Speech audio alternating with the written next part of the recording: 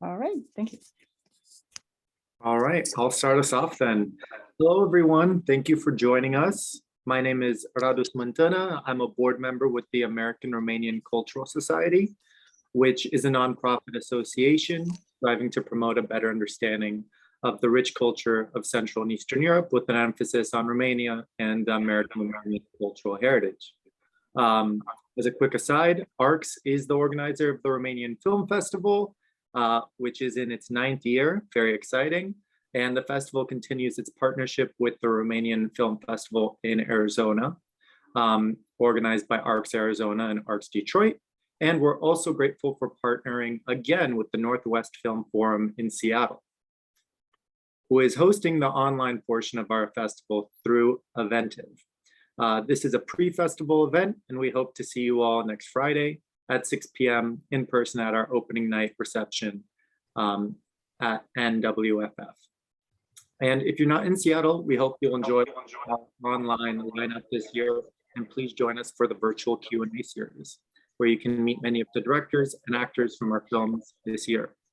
Although the film we're discussing is not in the Romanian Film Festival, we have the lead director of Lives Not Grades, Daniel Druhora here, and the lead cinematographer, Teodora Totoiu. Thank you both for joining us for today's discussion panel. We'll start it off by having you both introduce yourselves. So, Don, I'm going to pass it to you first. Sorry, just a quick thing before we get into it. Sorry, I just wanted to mention if everyone can please turn off their mics right now, and then at the end we can open up the discussion for questions for everybody. Thank you.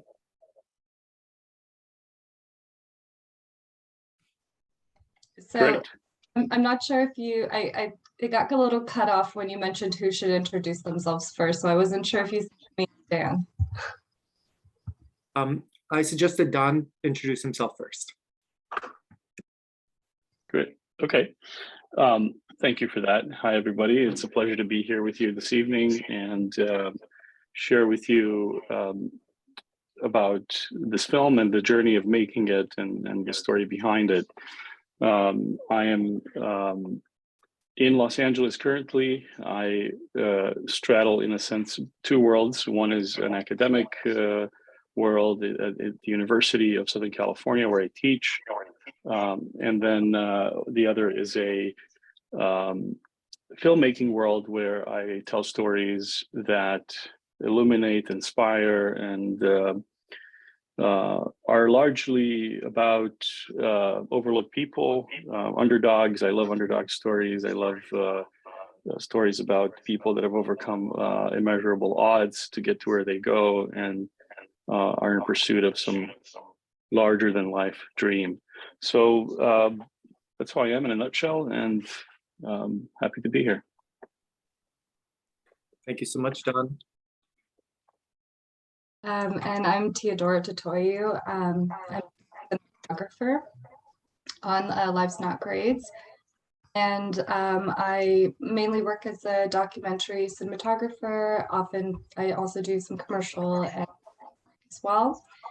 And I've worked in Los Angeles for the last, for about 7 years. And then I now currently live in Seattle and work out of Seattle for the last 3 years. Thank you for sharing those introductions. Let's get into it. We would all love to hear the story behind the inspiration for this documentary and the accompanying class that it sort of follows.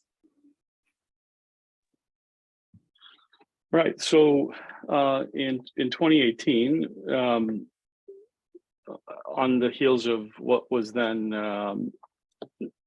considerably one of the largest humanitarian crises in Europe, in the Mediterranean, we at the University of Southern California were looking at ways to respond to what was happening in Europe at the time, seeing the flow of humanity that was coming into Europe from Afghanistan, Syria, Iraq, and other places in the world.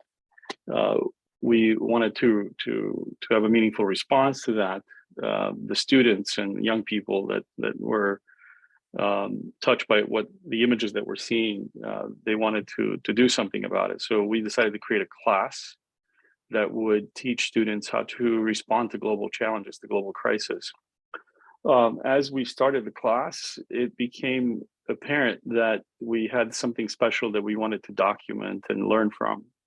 So I met with Teodora. She was the first person that actually I had this conversation with about making this film, and sat down with her in a coffee shop in LA and said, you know, what about we start documenting this and seeing what comes out of it?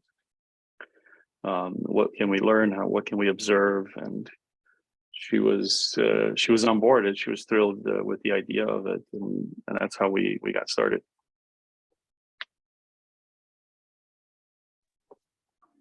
Brilliant. Thank you for sharing that.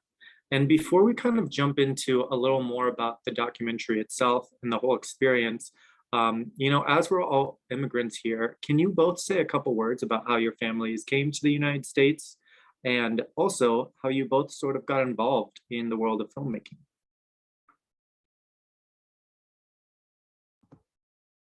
Yeah, I could start.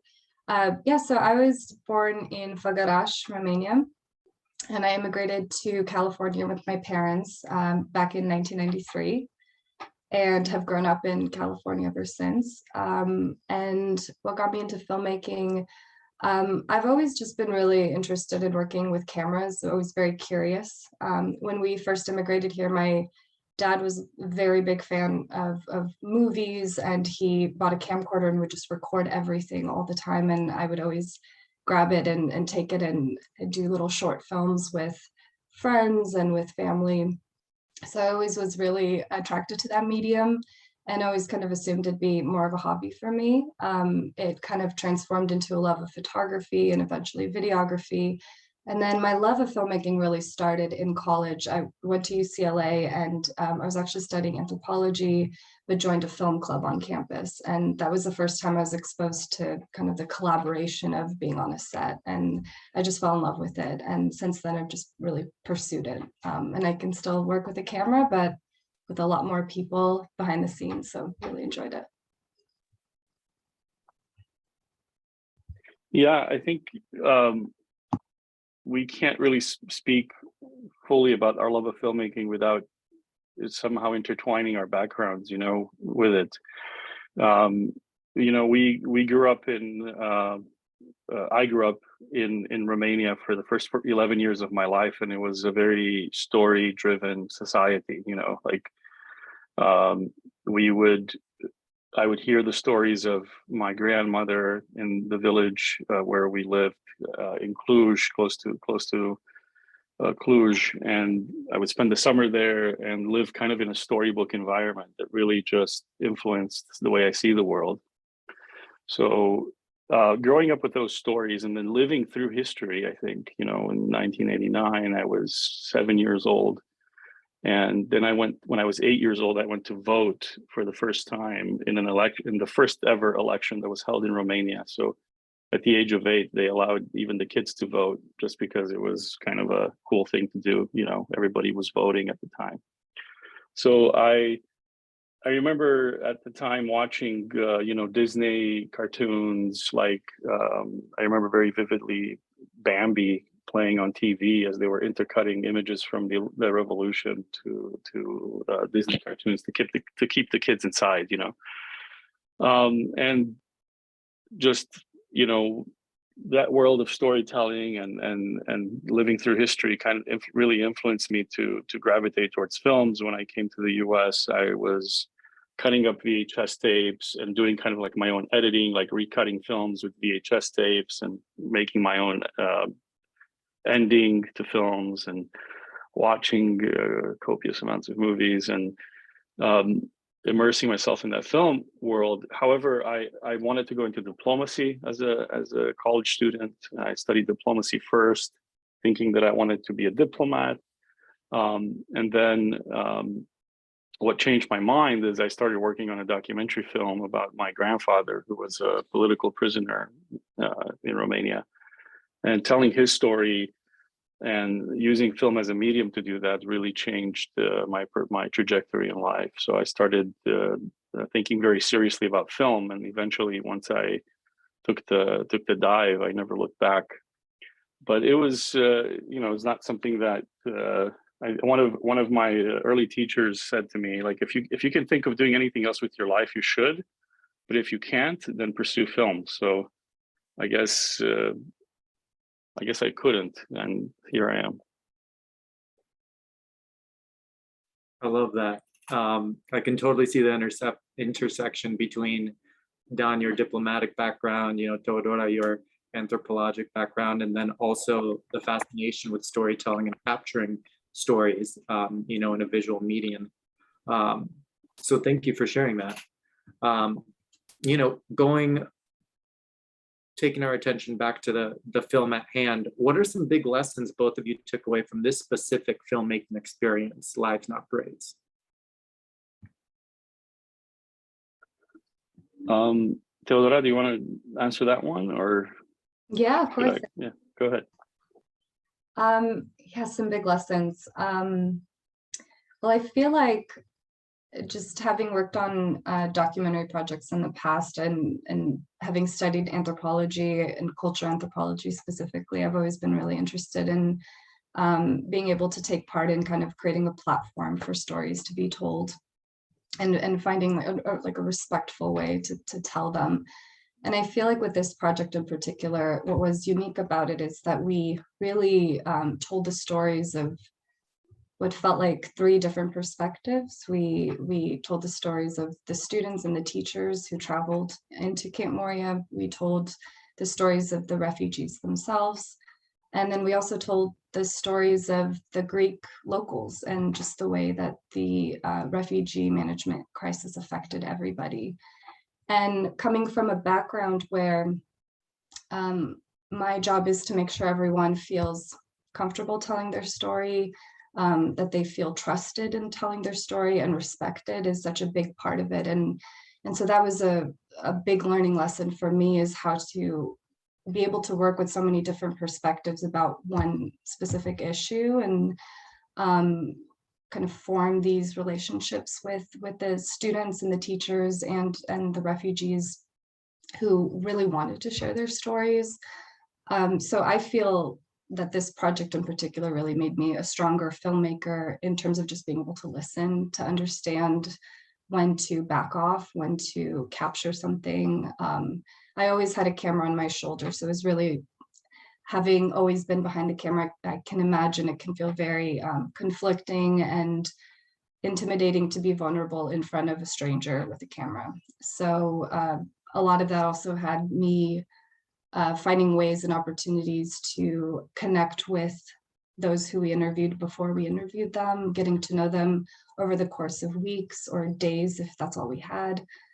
So there was a lot of learning for me, especially on a shoot where we were essentially covering what is, for a lot of folks, one of the most traumatic experiences of their lives, is going through this period of seeking asylum in a country that they don't know the language, don't know anything about how to maneuver that. So I felt like I was definitely in good hands in that sense, that I felt like the crew, it was very respectful, and we were all kind of learning together. Yeah, I would agree with Teodora and say that it's filmmaking is a team sport, and it's a lot of the in documentary film, especially, a lot of the storytelling comes from the dialogue that you're having with your team, and it's important to constantly be having this dialogue, creative dialogue, and know where the story leads you and what you're getting, especially in documentary, where in a particular style of documentary filmmaking that is more observational, where you're just kind of capturing life as it happens, and you don't really control as much the events in front of you. My big lesson and my big takeaway from it was that story is really a powerful medium for people to. Everyone has a story to tell, and not everybody has a platform, and so it's a powerful thing when you can give a platform to people who are otherwise not seen or not heard, to tell their story. So, for me, it's interesting because when you think about global challenges and these big crises that are happening in the world, you don't think immediately of students that are there. What do they have to offer? They they just are barely learning about life, and some of them maybe just recently got their driver's license. Are you going to put the weight of the world on their shoulders? And the answer to that is that young people have historically been the change makers in the world. And I think people want to do more than just post on Instagram, and they want to do more than just be keyboard warriors, so to speak. They want to do something meaningful, and they want to take action. So to give them a platform where they can do that, and also to give a voice to these refugees living in Moria, this camp that just ballooned, to be housing 33,000 people at one point, who, if you have this view from the treetops, you tend to see everything as a statistic, and so it's so important that people and filmmakers have the ability to be able to go on the ground and get these stories and get the personal stories of people and get to hear from them, rather than the constant bombardment of statistics that we get. We see that even with the war in Ukraine right now, where we're kind of tracking the numbers, and we're looking at like cities, and we're talking about countries and borders, and it all seems so far away, and so almost the view from outer space.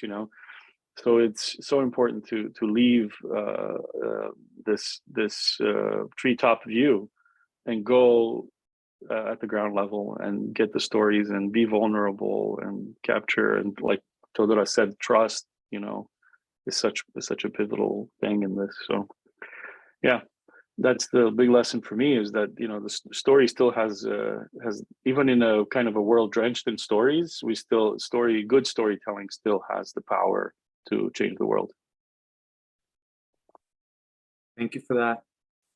One thing that Teodora, you mentioned, and Daniel reinforced, is like making a true film, telling a true story. You need to make a connection with the people that are in that film. So you have two groups of people here. You have a bunch of young people from USC, and then you have a bunch of people who are experiencing displacement, who are refugees in Moria.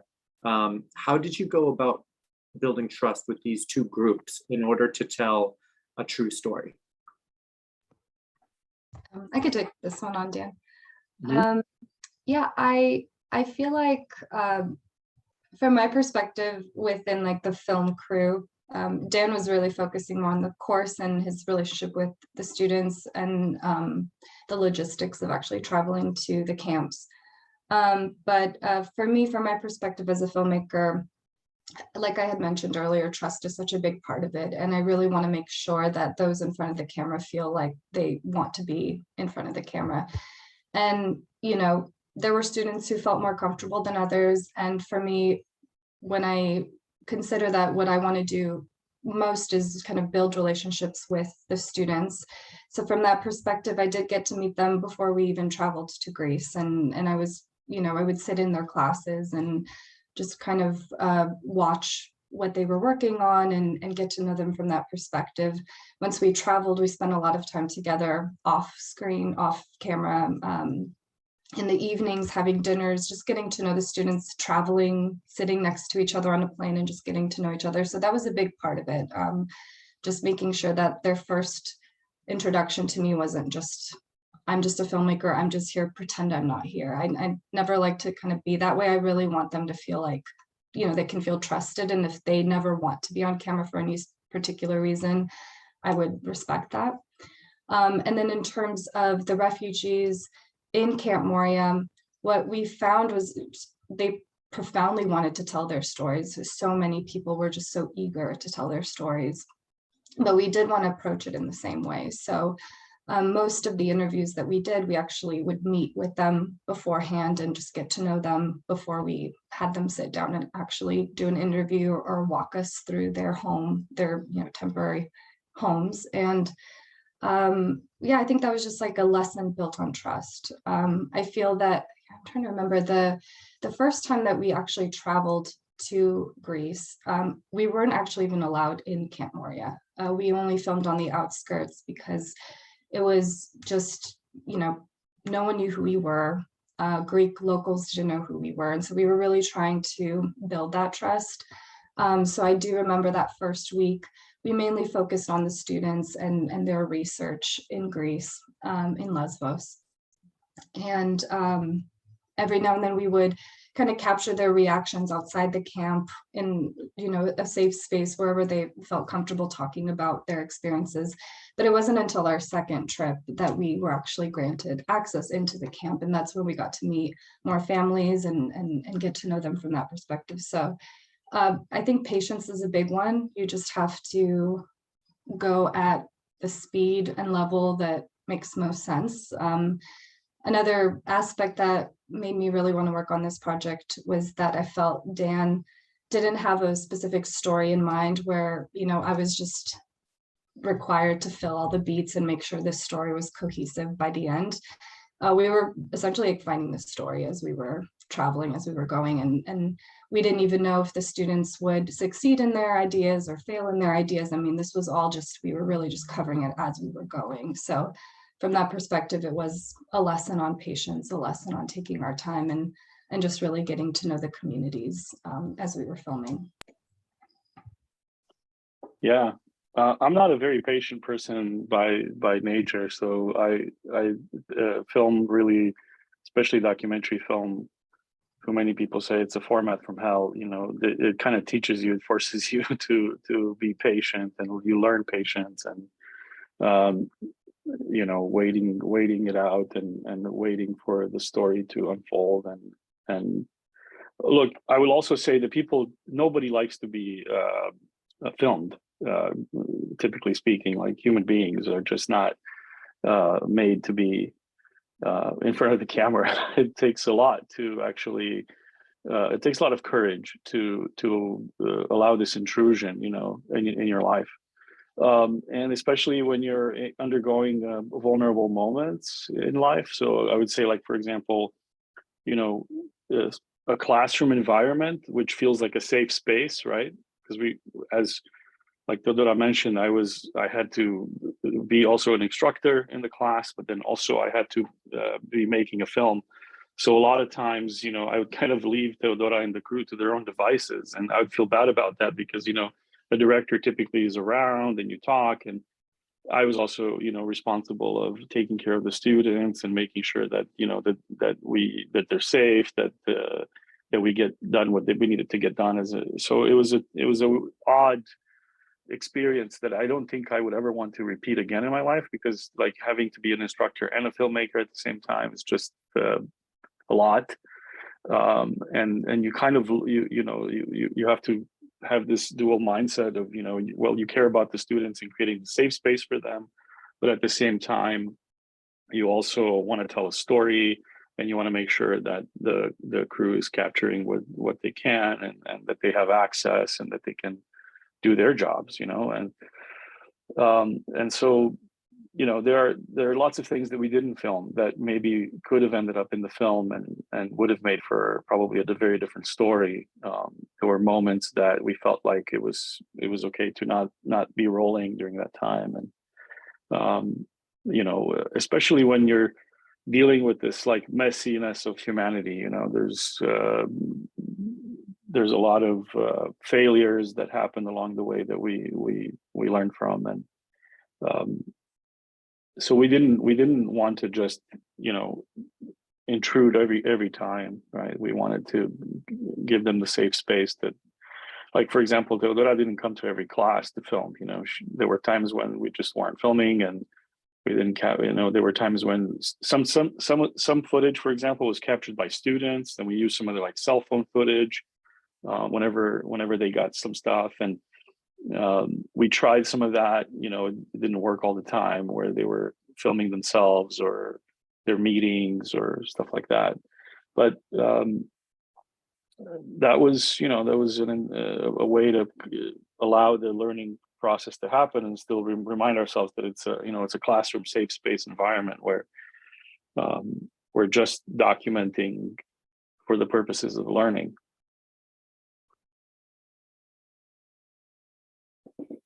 One of the things that I find interesting about what you both just said is, Don, you mentioned, human beings are not really made to be in front of the camera. And yet, Teodora, you pointed out a lot of people in Moria wanted to tell their story. So kind of thinking about that, I would like to hear both of your perspective on how filmmaking can be used as a tool to affect change, and how stories can be tools for survival or for upward social mobility or what have you.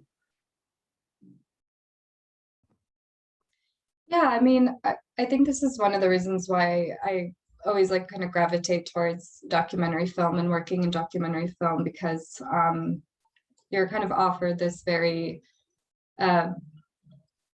valuable experience to sit somewhere where you may not have ever been before and listen to a story that you may otherwise never hear. And then to kind of being able to share that with a larger audience. So to answer your question, I think what's most impactful, I think, is when film kind of questions your reality and the way that you assume that the world is. So I think a big part of that is a lot of the students who, and I in no way want to speak for the students, I'll speak more for myself, but going into Camp Moria, you kind of go in with the perspective of everything that you've seen in the news. Most refugees are kind of anonymous. You don't know what their story is, and there's a war and you understand why they're fleeing, but you don't know each person. You can't put a face to a name. And it's not until you can watch a documentary or experience being on set on a documentary project where you actually start learning personal stories and suddenly things click that you otherwise may not have put together. And I think a big part of it is with refugee families in general. When you think about it, you see where they're living in these overrun camps where they don't have access to a lot of resources that we have access to every day. And so it's very easy to start forgetting what their lives look like before they had to flee. And a big change that I saw in just the students interviewing refugees, us interviewing, is the refugees were just so eager to show us images, pictures that they brought from home of what their lives looked like before, the universities they went to, the parks they took their children to. And suddenly everything is you just see that they just had normal lives until everything was upended. And I think in some ways that's the power of filmmaking, is you can learn about personal stories kind of from when you're not on set, just kind of the comfort of your own home. You can get to know personal stories and then research more about it and potentially travel yourself and get to know these communities beyond just what you see on the news or just kind of a broad summary of what they're going through. So that's just something that I find incredibly invaluable, just that information and that understanding. And it only just builds on empathy. It builds on understanding and respect for what they're going through. And just the more information, I think, the better. So yeah, that's one thing I really like about it. Yeah. And building off of that, I think one thing also to remember is that when you're vulnerable and you've lost everything and you don't have a home, you don't have, some of them don't even have the proper documentation, or some people who've been maybe we don't really understand this experience of being a refugee as much, because unless you know people and you know the experience and you've lived through it. But some people they've never had documents, like they were born in a camp and they never had a birth certificate, for example. So your story then becomes the currency that you have, to connect with people and to tell people that you exist and who you are and what you're about, and you only have your story. So in a sense, the eagerness of this community to tell their story is big, because this is the only thing they have, so they were eager to show us their pictures, to show us, things that they've taken with them, things that remind them of their life, to talk about. And it's very therapeutic, look, filmmaking is a therapeutic experience. Like, we do it because there's a part of us that's broken, and some of us don't want it necessarily to heal, because we want to keep healing it throughout our lives. So we keep telling stories, we keep going out there and capturing these things, because we heal ourselves too, but then it's also healing for a person to tell you their story, and to feel that trust and openness that they can tell you their story, right? And that's unique, and it's special, and not everybody can do that. And I think that's kind of a learned skill, and it's, to be able to have that kind of trust with another human being, which, like I said, would typically not want to open up and tell you. And also it's culturally different from culture to culture. I would say, I don't know, maybe Romanians and Ukrainians, let's say, are more of like soft-boiled eggs, where we have a hard shell on the inside, on the outside, but we're soft on the inside, And so once you get past that hard shell, we can open up and be soft and trust you and open up. But at first glance, maybe we're not as open. And then other cultures have a more easier time to express themselves and talk to people and tell their story, and they have a very strong, oral tradition and storytelling tradition. So, yeah, it's an interesting aspect. I want to open it up to some community questions, but before that, one more question. Since you mentioned in passing Ukrainians, Don, how has the class evolved since the production of Lives Not Grades? And what's the focus of the class now, if it's still operating? What's the topic? Yeah, so we spent 2 years focusing on Greece, and then our last visit to Greece was in February 2020. Then the pandemic came, and we couldn't really go back anymore. And for a year, then we focused the class on solutions to the pandemic, specifically in Los Angeles. So we focused on the homeless population here at home. I mean, we have somewhere around 45,000 homeless people living in Los Angeles, So if you go to some streets here in Los Angeles, they don't look very different than Moria. It just happens to be in downtown LA, in one of the biggest metropolitan areas in the world. So there's that, which is interesting, of course, because I don't think we can make a straight correlation, but there is that aspect of people living without homes, here as well. So we spent a year looking at that, and how can we have an impact on that. We didn't film any of that. That was just a class, and then we went to Alaska, close to the North Pole, to work with a tribe of Native Americans to come up with some solutions to their environmental challenges for a year. And then when right before war broke out in Ukraine, we were about to go to Tunisia and work in this village called Tatooine, which happens to be the place where they shot Star Wars, and where George Lucas got the name for planet Tatooine. So there's this interesting place there where a lot of young people have resorted to piracy, and we wanted to go there and connect with a few people that were working on some interesting projects to lift up that community. And then war broke out in Ukraine. So I got a call from the university leadership, and they said, well, aren't you Romanian? And I said, yes. And they said, well, why don't you take them to Ukraine, or to the borders of Ukraine, at least, where it's safe.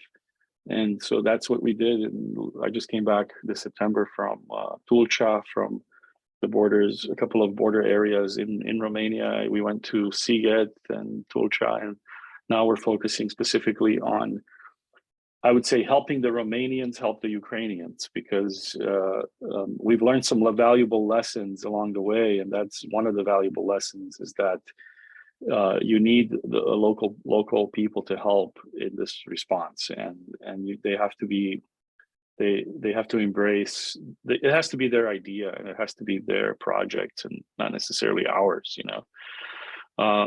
so that's what we're doing now. We just started, so it's very early on.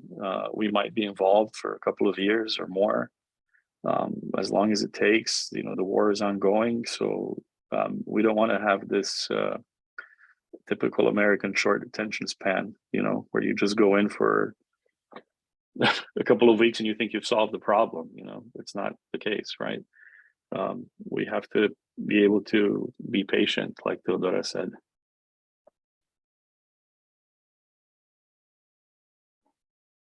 Thank you for sharing that.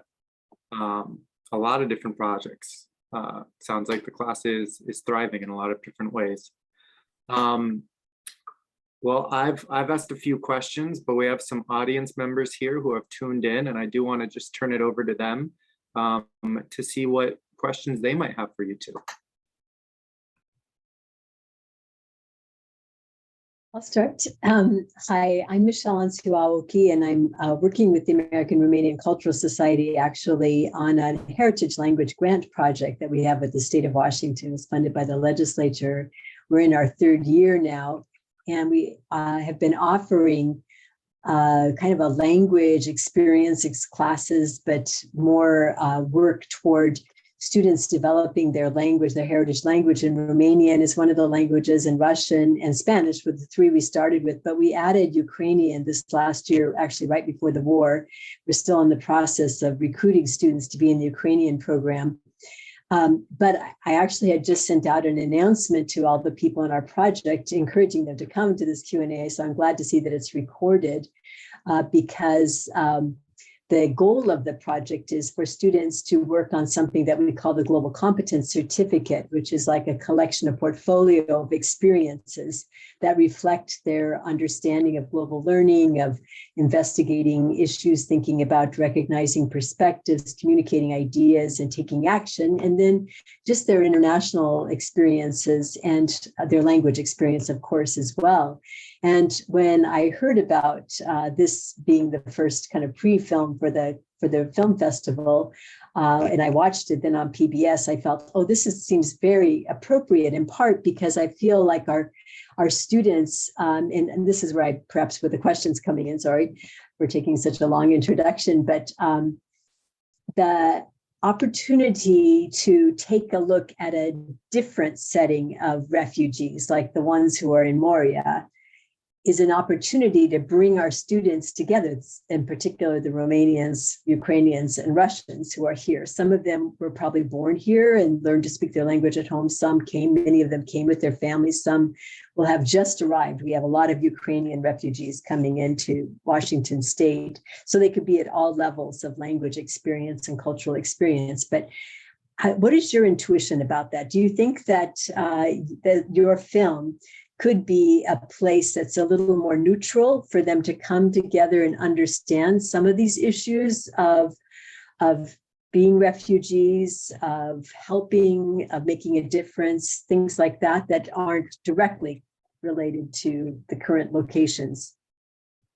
Right. No, I appreciate the background, Michelle. I like the fact that you gave us context into that question. So I would say that it's what I would love is for people to watch the film and say, we can do that, and we can do it better, and we can do it, in a more impactful way. I think that students can. I would love to see, for example, Ukrainian, Romanian, and Russian students get together and try to solve a challenge that is currently there on the ground, and then also to have them tell a story about it, because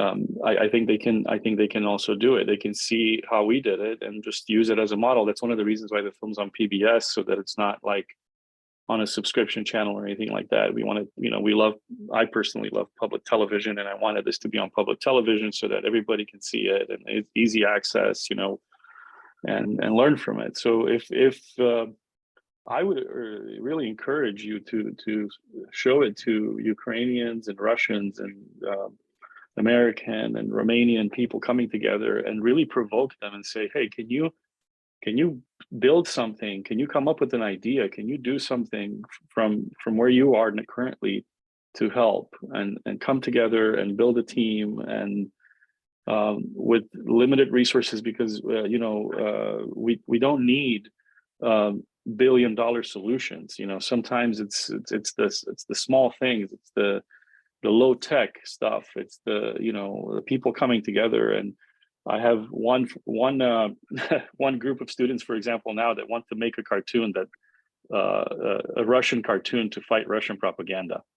So they discover that Russians are very interested in their fables and folklore.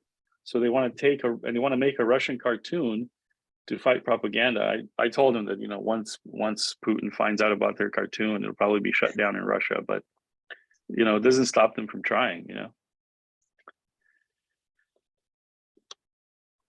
Thank you so much. Yeah. Thank you. Up next, we have Peyton. Teodora and Don, thank you so much for sharing with us. This has been really rich and interesting. So given how popular this film has become, I'm guessing that there are a lot of universities around the world that are interested in maybe emulating this class that you helped design, Don. So I'm curious, if that is the case, what based on what you've learned through the process of making this documentary, what might you recommend those universities do differently? I'm particularly interested in what you said about working more closely with local actors to design solutions that are, from the communities themselves. So any thoughts that you have on that, or any other recommendations that might have been slightly different than the way that you originally thought about this course? Yeah, thank you, Peyton. I don't know if the film is really that popular, but thank you for that. We're trying to get the word out there, so we would appreciate you all, sharing it with your. Yes, it won an Emmy, but it's not as popular as Avengers. Not that we necessarily want to compete with them, but like to saturate a market, like in the way that you're thinking, Peyton, like for all universities to find out about it. I mean, my heart really grew when I saw a photo the other week.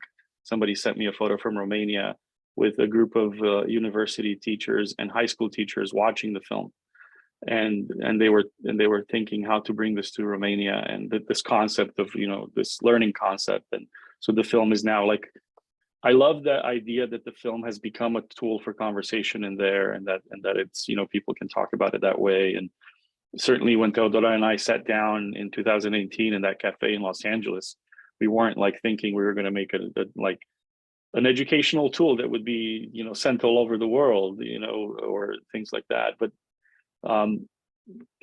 I would love to answer your question more specifically, because you asked about what I hope they would do differently. I really hope that they would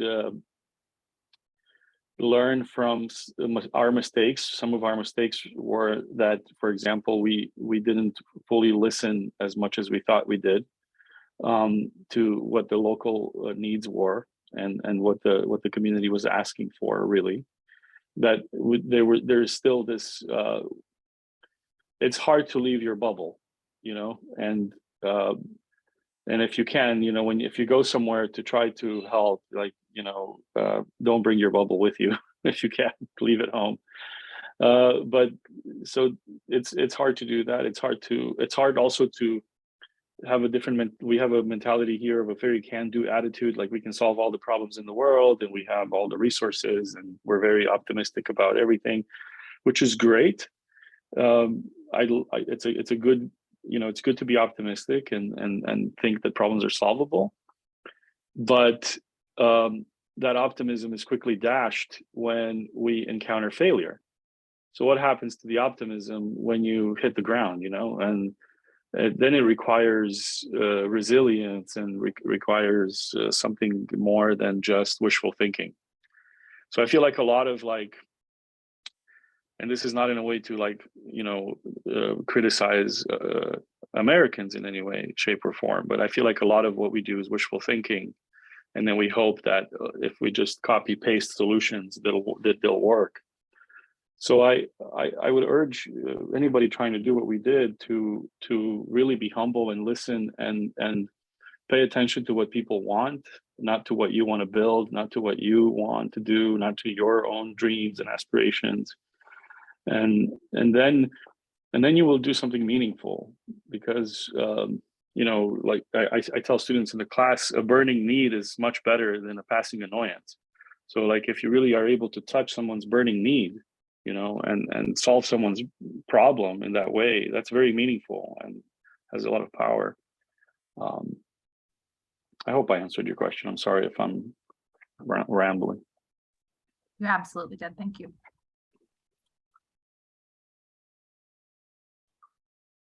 Does anybody else have a question? If not, I have more. Don't worry.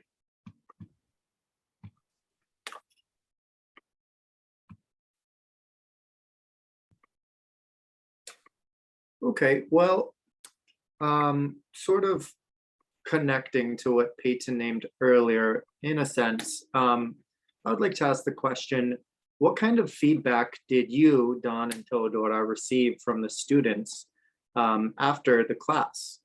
And also, what kind of feedback did you receive from the general public for your network? This is a documentary in many ways, and you all named this, about two worlds coming together. You have students coming from an affluent university interacting with and working for people who are experiencing displacement, fleeing war, and living in a refugee camp. That's certainly one facet that I took away from that documentary. But I'm kind of curious what feedback you received from the subjects of the documentary. Yeah, I'll answer this question mainly because Teodora left us and went to Seattle. She moved to Seattle right after the film and went on to become a mom. So, in Seattle, and then moved on with her life from LA. So she lost kind of touch with the students, but I kept in touch with some of them. I actually wanted to show them the film before it was screened, just to get their reactions before they would see it, on PBS or elsewhere in public, right? You'd want to show it to them.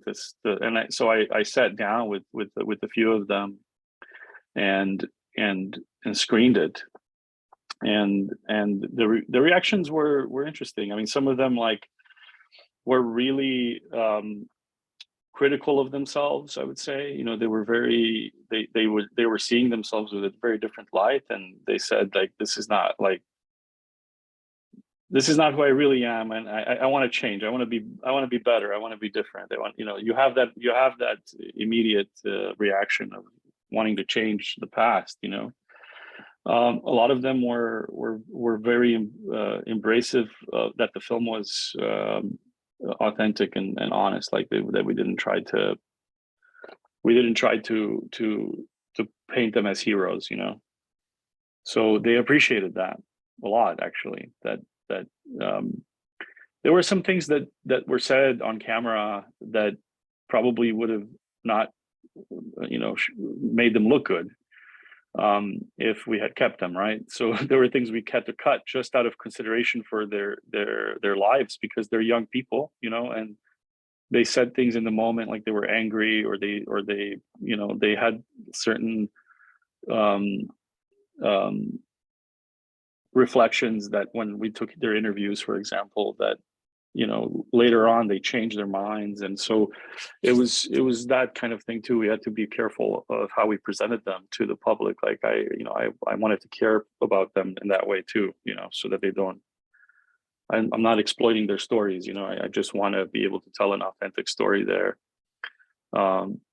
That's kind of the reaction from the student. They all love the film now, and they're all very happy with it. I think they're maybe more disappointed with themselves in the projects that didn't make it through, and then the ones that did were very proud of the work that they did, and that their projects are still going on and are still having an impact.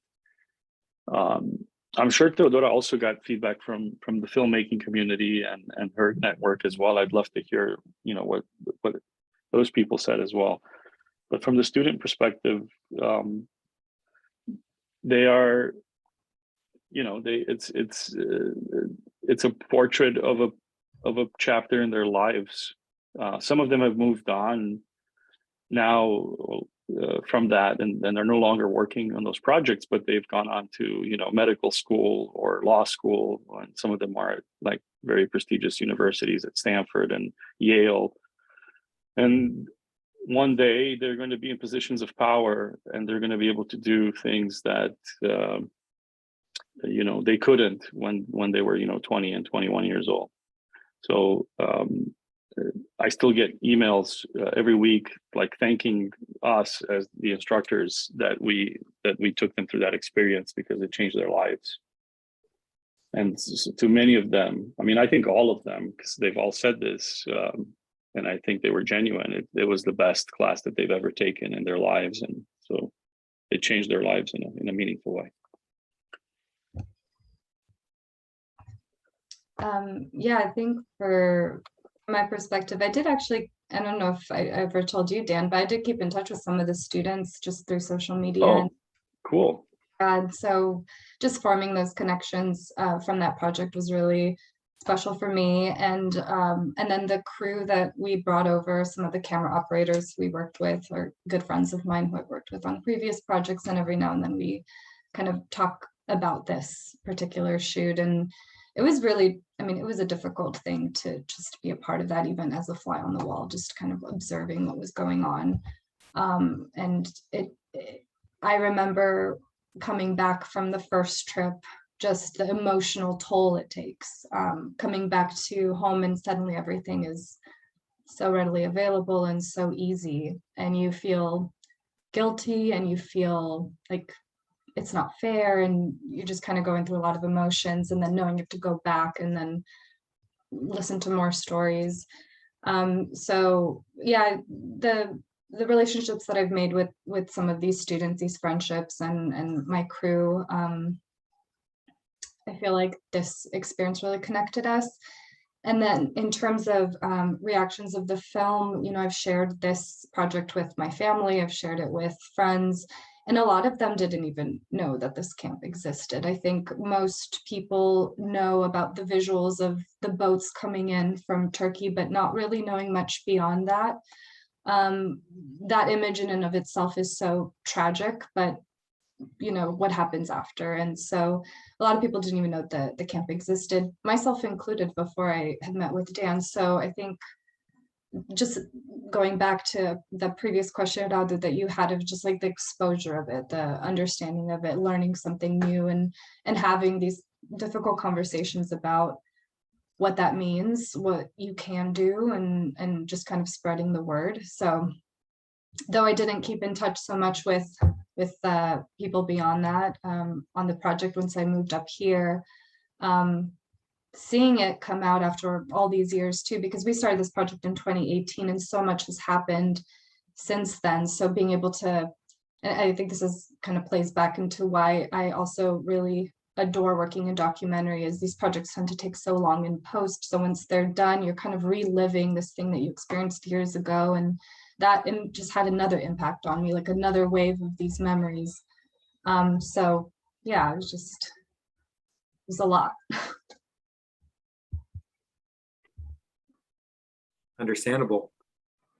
Well, Dan, Teodora, thank you so much for a rich discussion. We greatly appreciate it.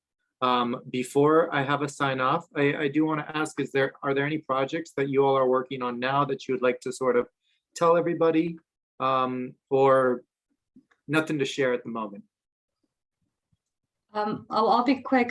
Most of the projects that I'm currently working on is I do a lot of commercial stuff up here in Seattle. So I've taken a bit of a break from documentary just after starting a family, and just kind of taking some time to not travel as often. Yeah, so I currently work for Xbox, and I do all of their product product stuff, but every now and then I'll have like a freelance project here and there with contacts that I have from LA, and yeah, that's what I'm doing. I'm actually trying to convince Teodora to come with us to Romania in March and film what we're doing there, in hopes that maybe there's another great story there. So we'll see how that shapes up. It should be said here that both Teodora and I have a great love for Romania and for Romanian stories and European film, Romanian film in general. So Teodora actually did a film in Romania, right, Teodora?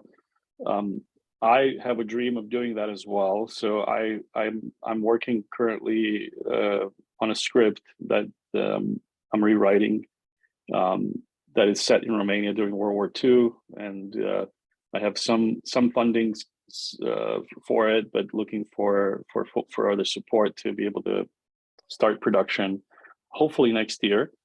It's going to be the feature film debut. So it's a World War II story that takes place during the Holocaust in Romania. So I hope that I can make that happen. And in the meantime, I've just finished a film on the history of the internet and how the world got connected. I got to interview the founders of the internet, like the real founders of the internet, people that were worked on that early technology, and to hear from them, how they think the world has changed and how their technology has changed the world, obviously, and how they reflect on it now, given that the internet is such a big part of our lives, So, we're always telling stories, whether it's in different mediums, whether it's in different formats, but we never stop telling these stories, and that's what keeps us energized and alive and going.